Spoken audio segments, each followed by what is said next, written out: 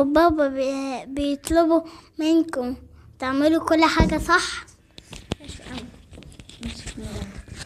في مرة في سنة رابعة في حاجات، يعني أول سنة رابعة كنت شاطر فيها، فإيه أمي وأبويا كانوا بيقولوا لنا إزاي، وأنا عايزة أكتب كله صح، بس إيه بحتة فخر. يعني مثلا أنا منها اتشجعت إن أنا أعمل كده، بس برضو كان مضغوط عليا جدا. زي مثلا أنا بروح مدرستي، بس ربنا طبعا صالحني على كل ده، يعني جبت درجة حلوة الحمد لله. يعني كنت بروح المدرسة، باجي من المدرسة على الدرس، باجي على الدرس باكل وبعمل الواجبات، بخش انام.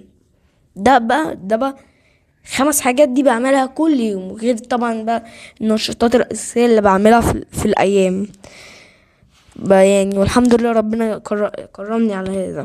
حد عنده سؤال؟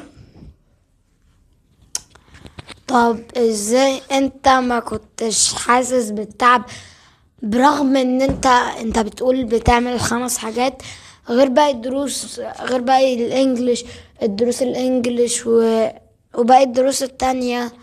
انت يعني كان ساعتها حياتك صعبة ولا ايه؟ قلت لك انا باخد في كل مادة اساسية اولا، ده ثانيا كان في تعب وكده وارهاق كمان، وكنتش بقدر وكده، لكن ربنا عوضني الحمد لله.